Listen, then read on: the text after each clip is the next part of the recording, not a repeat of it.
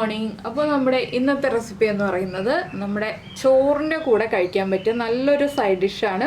വളരെ എളുപ്പത്തിൽ ഉണ്ടാക്കാം. ഒരുപാട് ഇൻഗ്രീഡിയൻസ് ഒന്നും വേണ്ട. നമ്മുടെ വീട്ടിലുള്ള കുറച്ച് ഇൻഗ്രീഡിയൻസും അതുപോലെ തന്നെ കുറച്ച് സമയം നമുക്ക് സ്പെൻഡ് ചെയ്യാനുണ്ടെന്നുണ്ടെങ്കിൽ, ഇടയ്ക്കിടയ്ക്കൊന്ന് ഇളക്കി കൊടുക്കാനുള്ള സമയം നമുക്ക് സ്പെൻഡ് ചെയ്യാനുണ്ടെന്നുണ്ടെങ്കിൽ എളുപ്പത്തിൽ തയ്യാറാക്കാൻ പറ്റുന്ന ഒരു വെണ്ടയ്ക്ക കറിയാണിത്. അപ്പോൾ വെണ്ടയ്ക്ക കറി എന്ന് പറയാൻ പറ്റില്ല, വെണ്ടയ്ക്ക മെഴുക്കുപുരട്ടി എന്ന് പറയാം, വെണ്ടയ്ക്ക തോരൻ എന്ന് പറയാം, രണ്ട് രീതിയിലും പറയാം നമുക്ക്.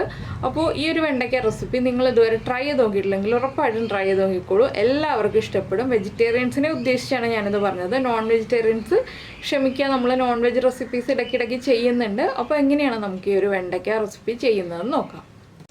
നമുക്ക് നമ്മുടെ ഇൻഗ്രീഡിയൻസ് നോക്കാം. നമ്മളിപ്പോൾ ഒരു 150 ഗ്രാം വെണ്ടയ്ക്ക എടുത്തിട്ടുണ്ട്. അതിലേക്കായിട്ട് ഒരു വലിയ സവോള എടുത്തിട്ടുണ്ട്.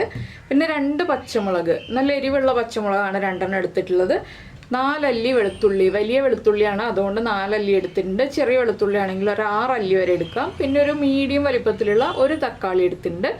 പിന്നെ ബാക്കിയുള്ളതൊക്കെ നമുക്ക് ചേർക്കുമ്പോൾ പറയാം. അപ്പോൾ ആദ്യം നമുക്ക് ഈ വെണ്ടയ്ക്ക ഒന്ന് കട്ട് ചെയ്ത് വെക്കാം. വെണ്ടയ്ക്ക ഞാൻ നന്നായിട്ട് കഴുകി വൃത്തിയാക്കി എടുത്തതാണ്.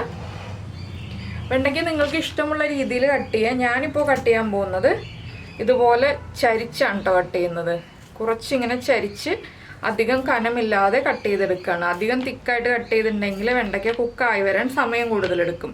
അപ്പോൾ നമുക്ക് എല്ലാ വെണ്ടയ്ക്കയും ഇതുപോലെ ഒന്ന് ചരിച്ച് കട്ട് ചെയ്തെടുക്കാം. അതിനുശേഷം നമുക്ക് നമ്മുടെ സവോള നീളത്തിൽ കനം കുറച്ച് കട്ട് ചെയ്ത് വയ്ക്കുക. പിന്നെ തക്കാളി നമ്മൾ ഗ്രീൻ പീസ് കറിയിലൊക്കെ കട്ട് ചെയ്യില്ലേ, അതുപോലെ ചെറിയ ചെറിയ പീസുകളായിട്ട് കട്ട് ചെയ്ത് വയ്ക്കുക. ഇതെല്ലാം ചെയ്തിട്ട് നമുക്ക് കറി റെഡിയാക്കി എടുക്കാം. അപ്പോൾ നമ്മൾ നമ്മുടെ വെണ്ടയ്ക്ക കട്ട് ചെയ്ത് മാറ്റി വെച്ചിട്ടുണ്ട്. അതുപോലെ തന്നെ സവോള നീളത്തിൽ കനം കുറച്ച് കട്ട് ചെയ്തിട്ടുണ്ട്. പച്ചമുളകൊന്ന് സ്പ്ലിറ്റ് ചെയ്തെടുത്തു. വെളുത്തുള്ളി നീളത്തിലാണ് കട്ട് ചെയ്തിട്ടുള്ളത്. നമ്മുടെ തക്കാളി ഇതുപോലെ ചെറിയ പീസുകളായിട്ട് കട്ട് ചെയ്തെടുത്തിട്ടുണ്ട്. ഇനി നമുക്ക് കറി ഉണ്ടാക്കാൻ തുടങ്ങാം. നമുക്കൊരു ചട്ടി വെച്ചിട്ട് വെളിച്ചെണ്ണ ചൂടാക്കി എടുക്കാം. വെളിച്ചെണ്ണയിൽ തന്നെ ഈ റെസിപ്പി ചെയ്യണം. അപ്പോൾ നമ്മുടെ വെളിച്ചെണ്ണ ചൂടായി വന്നിട്ടുണ്ട്. നമ്മളിതിലേക്ക് ആദ്യം ചേർക്കുന്നത് 1 ടീസ്പൂൺ കടുകാണ്. കടുകൊന്ന് പൊട്ടിത്തുടങ്ങട്ടെ. കടുക് പൊട്ടിക്കഴിയുമ്പോൾ നമുക്കിതിലേക്ക് നമ്മൾ കട്ട് ചെയ്ത് വെച്ചിരിക്കുന്ന വെളുത്തുള്ളി ചേർക്കാം. വെളുത്തുള്ളി ഒന്ന് ചൂടായി തുടങ്ങുമ്പോൾ തന്നെ നമ്മുടെ വറ്റൽമുളക് 2 ചേർത്ത് കൊടുക്കാം.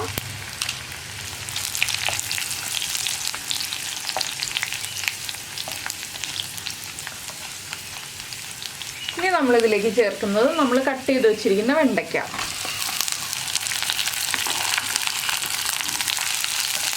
വെണ്ടയ്ക്ക ചേർത്തിട്ട് നന്നായിട്ട് ഇളക്കി കൊടുക്കുക. ഇപ്പോൾ ഉപ്പൊന്നും ചേർക്കരുത്. നമ്മൾ വെണ്ടയ്ക്കയിലുള്ള ആ ഒരു വഴുവഴുപ്പുണ്ടല്ലോ, ആ ഒരു പശ പോലെയുള്ള ഇത്, അതൊന്ന് മാറി കിട്ടാനാണ് വെണ്ടയ്ക്ക വഴറ്റിയെടുക്കുന്നത്. വെണ്ടയ്ക്ക വഴറ്റി കഴിഞ്ഞിട്ടേ നമ്മളിതിൽ ഉപ്പ് ചേർക്കുള്ളൂ. അപ്പോൾ വെണ്ടയ്ക്ക ഒരു 2-3 മിനിറ്റ് ഇതുപോലെ ഇളക്കിക്കൊണ്ടിരിക്കാം നമുക്ക്. ഇപ്പോൾ ഇതിലേക്ക് വേറെ ഇൻഗ്രീഡിയൻസ് ഒന്നും നമുക്ക് ആഡ് ചെയ്യാനില്ല. വെണ്ടയ്ക്ക ഒന്ന് കുക്കായി തുടങ്ങട്ടെ. ഒരുപാട് കളർ മാറിപ്പോരുത് കേട്ടോ. തീ കൂട്ടി വയ്ക്കരുത്. തീ കൂട്ടി വെച്ചിട്ടുണ്ടെങ്കിൽ നമ്മുടെ വെണ്ടയ്ക്കയുടെ കളർ മാറിപ്പോവും. അപ്പോൾ ഒരുപാട് അങ്ങോട്ട് കളർ മാറിപ്പോവാതെ ചെറിയ ഫ്ലെയിമിൽ വെച്ചിട്ട് വഴറ്റിയെടുക്കുക. ഇപ്പോൾ നമ്മുടെ വെണ്ടയ്ക്കയുടെ ആ ഒരു സ്റ്റിക്കിനെസ് കുറഞ്ഞ് വന്നിട്ടുണ്ട്. നമുക്ക് ഇതിലേക്ക് ഇനി നമ്മൾ കട്ട് ചെയ്ത് വെച്ചിരിക്കുന്ന സവോള ചേർക്കാം.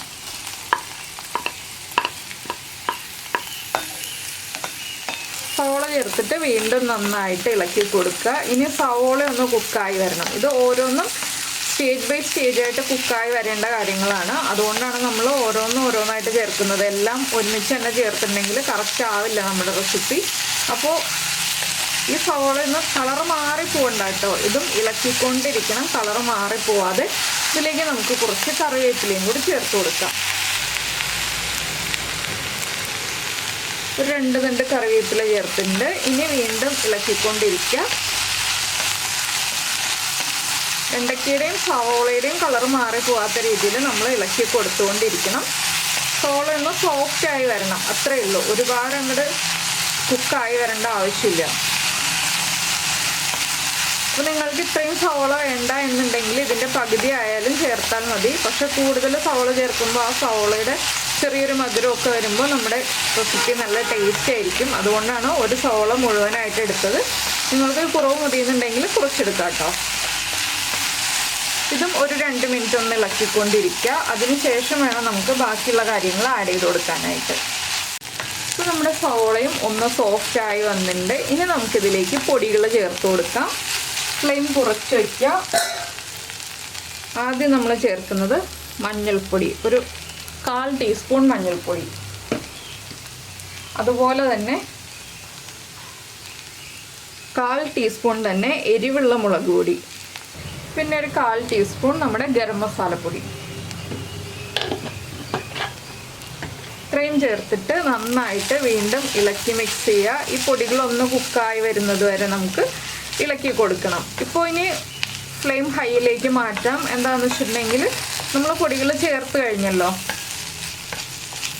ഇനി നമുക്കിതിലേക്ക് ചേർക്കാനുള്ള അടുത്ത ഇൻഗ്രീഡിയൻ്റ് എന്ന് പറഞ്ഞിട്ടുണ്ടെങ്കിൽ നമ്മുടെ തക്കാളിയാണ്. നമുക്ക് തക്കാളിയും കൂടി ചേർത്ത് കൊടുക്കാം. തക്കാളിയും ചേർത്ത് നന്നായിട്ട് ഇളക്കി മിക്സ് ചെയ്യുക. ഇത് അടച്ചു വെച്ച് കുക്ക് ചെയ്യരുത്. ഈ റെസിപ്പി കുക്ക് ചെയ്യുമ്പോൾ കംപ്ലീറ്റ് നമ്മൾ തുറന്ന് വെച്ചിട്ട് തന്നെ കുക്ക് ചെയ്യുക. അടച്ചു വെച്ച് കുക്ക് ചെയ്തിട്ടുണ്ടെങ്കിൽ എല്ലാം കുഴഞ്ഞു പോകും. തക്കാളിയൊക്കെ കുഴഞ്ഞ് വെണ്ടയ്ക്കയും കുഴഞ്ഞ് വേവും. അപ്പോൾ നമുക്ക് കുഴഞ്ഞ് വേവ് അല്ല വേണ്ടത്. അതുകൊണ്ടാണ് അടച്ചു വെച്ച് കുക്ക് ചെയ്യരുതെന്ന് പറയുന്നത്. ഇനിയിപ്പോൾ ഒരു 3 മിനിറ്റോളം നമ്മുടെ തക്കാളി ഒന്ന് വേവാനായിട്ട് നമ്മൾ ഇതുപോലെ ഒരുമിച്ച് ആക്കി വയ്ക്കുക. ഇടയ്ക്കിടയ്ക്കൊന്ന് ഇളക്കി കൊടുക്കുക. ഇതിൻ്റെ കൂടെ തന്നെ ചേർക്കേണ്ട വേറൊരു കാര്യം കൂടിയുണ്ട്. നമ്മൾ കട്ട് ചെയ്ത് വെച്ചിരുന്ന പച്ചമുളക് ഉണ്ടല്ലോ, ആ പച്ചമുളകും കൂടി ചേർത്ത് കൊടുക്കുക. അതിനുശേഷം എല്ലാം ഒരുമിച്ചാക്കി വയ്ക്കുക. നമ്മൾ ഉപ്പും കൂടി ചേർത്ത് കൊടുക്കുക. ആദ്യം കുറച്ചുപ്പ്, പിന്നെ ആവശ്യമാണെങ്കിൽ നമുക്ക് വീണ്ടും ഉപ്പ് ചേർത്ത് കൊടുക്കാം. ഈ ഒരു സ്റ്റേജ് ആകുമ്പോൾ ഉപ്പ് ചേർത്തിട്ടുണ്ടെങ്കിൽ എല്ലാത്തിലേക്കും ഉപ്പ് നന്നായിട്ട് പിടിച്ചോളും. ഇനിയിപ്പോൾ നമുക്കൊന്ന് എല്ലാം ഒരുമിച്ചാക്കിയിട്ട് വെച്ചിട്ട് ഒരു 2-3 മിനിറ്റ് ഇതുപോലെ തന്നെ വയ്ക്കാം. ഇടയ്ക്ക് ഇളക്കിയിട്ട് വീണ്ടും ഇതുപോലെ തന്നെ ആക്കി വയ്ക്കാം. അപ്പോൾ നന്നായിട്ട് കുക്കായി വരും. പിന്നെ ഒരുപാട് പഴുത്ത തക്കാളി എടുക്കണ്ട ഈ റെസിപ്പി ഉണ്ടാക്കാനായിട്ട്. ഒരു മീഡിയം പഴുപ്പുള്ള തക്കാളി എടുക്കുക. ഒരുപാട് പഴുപ്പുള്ള തക്കാളി ആണെങ്കിൽ കുഴഞ്ഞു പോകും. അതുകൊണ്ടാണ് നമ്മൾ ഒരു മീഡിയം പഴുപ്പുള്ള തക്കാളി എടുക്കാമെന്ന് പറഞ്ഞത്. ഇതിനി ലോ ഫ്ലെയിമിൽ വെച്ചിട്ട് കുക്ക് ചെയ്തെടുക്കുക. അപ്പോൾ നമ്മുടെ വെണ്ടയ്ക്കൊക്കെ ഒന്ന് കുക്കായി, തക്കാളി ഉടയാതെ കുക്കായി വന്നിട്ടുണ്ട്. തക്കാളിയുടെ തൊലി വിട്ട് തുടങ്ങിയിട്ടുണ്ട് കേട്ടോ. ഈ ഒരു പാകമാകുമ്പോൾ നമുക്കിതിലേക്ക് തേങ്ങ ചേർത്ത് കൊടുക്കാം. ഒരുപാട് തേങ്ങയൊന്നും വേണ്ട, ഒരു 2 ടേബിൾ സ്പൂൺ തേങ്ങ മതി. ഇതും കൂടി ചേർത്ത് നന്നായിട്ടൊന്ന് ഇളക്കി മിക്സ് ചെയ്യുക. നിങ്ങൾ ഉപ്പൊക്കെ ചെക്ക് ചെയ്യുക. ഉപ്പ് കുറവാണെങ്കിൽ ഉപ്പ് ചേർത്ത് കൊടുക്കുക. എരിവൊക്കെ ആവശ്യത്തിനുണ്ടാവും. എന്താണെന്ന് വെച്ചാൽ നമ്മുടെ മുളക് പൊടിയുടെ എരിവും പച്ചമുളക് എരിവുള്ളതായതുകൊണ്ട് അതിൻ്റെ എരിവുണ്ട്. അപ്പോൾ ഇതിനി ഒന്ന് ഡ്രൈ ആക്കി എടുക്കുക. ഡ്രൈ ആക്കാന്ന് വെച്ചിട്ടുണ്ടെങ്കിൽ ഒന്ന് ഹൈ ഫ്ലെയിമിൽ വെച്ച് ഒന്ന് ആ തേങ്ങ ഒന്ന് കുക്ക് ചെയ്തെടുക്കുക. അത്രയേ ഉള്ളൂ. തേങ്ങ ഒന്ന് കുക്കായി വരുന്നത് വരെ 1 മിനിറ്റും കൂടി ഒന്ന് ഇളക്കി കൊടുക്കുക. ഇത്രയേ ഉള്ളൂ നമ്മുടെ വെണ്ടയ്ക്ക കറിയുടെ പരിപാടി. അപ്പോൾ വെണ്ടയ്ക്ക തോരൻ എന്ന് പറയാം, വെണ്ടയ്ക്ക കൂട്ടെന്ന് പറയാം, നമുക്കിഷ്ടമുള്ള പേരിൽ വിളിക്കാം. അപ്പോൾ നിങ്ങളെന്തായാലും ഇങ്ങനെ വെണ്ടയ്ക്ക ഉണ്ടാക്കി നോക്കിയിട്ടില്ലെങ്കിൽ ഉറപ്പായിട്ടും ട്രൈ ചെയ്ത് നോക്കിക്കോളൂ. നന്നായിട്ട് ഇഷ്ടപ്പെടും. വെണ്ടയ്ക്ക കുഴഞ്ഞു പോവാതെ കുക്കായി കിട്ടിയിട്ടുണ്ട്. കണ്ടോ, വെണ്ടയ്ക്കൊന്നും കുഴഞ്ഞു പോയിട്ടില്ല. നമ്മൾ അടച്ചു വയ്ക്കുകയാണെങ്കിൽ വെണ്ടയ്ക്ക കുഴഞ്ഞു പോകും. അപ്പോൾ നിങ്ങൾക്ക് ഈ റെസിപ്പി ഇഷ്ടമായിട്ടുണ്ടെങ്കിൽ, നമ്മുടെ ചാനലിൽ വീഡിയോ പ്രസൻറ്റ് ചെയ്യുന്ന രീതിയൊക്കെ ഇഷ്ടമായിട്ടുണ്ടെങ്കിൽ നമ്മുടെ ചാനലൊന്ന് സബ്സ്ക്രൈബ് ചെയ്ത് സപ്പോർട്ട് ചെയ്യണേ. സബ്സ്ക്രൈബ് ചെയ്യുന്നതിന് ഈ വീഡിയോയുടെ താഴെയുള്ള റെഡ് സബ്സ്ക്രൈബ് ബട്ടൺ ഒന്ന് ക്ലിക്ക് ചെയ്യുക. അതിൻ്റെ റൈറ്റ് സൈഡിലുള്ള ബെല്ലൈക്കണും ക്ലിക്ക് ചെയ്യുക. അപ്പോൾ ഓൾ എന്ന് പറഞ്ഞിട്ടൊരു ഓപ്ഷൻ കാണാം. ആ ഓളും കൂടി പ്രസ് ചെയ്തിട്ടുണ്ടെങ്കിൽ ഞാൻ എപ്പോഴും വീഡിയോ അപ്ലോഡ് ചെയ്യുമ്പോൾ നിങ്ങൾക്ക് നോട്ടിഫിക്കേഷൻ വരും. അപ്പോൾ ലൈക്ക് ചെയ്യാനും കമൻറ്റ് ചെയ്യാനും ഒന്നും പിന്നെ പ്രത്യേകം പറയണ്ടല്ലോ, എല്ലാവരും ചെയ്തേക്കില്ലേ. അപ്പോൾ നമുക്ക് നമ്മുടെ അടുത്ത റെസിപ്പിയുമായിട്ട് അടുത്ത ദിവസം വീണ്ടും കാണാം.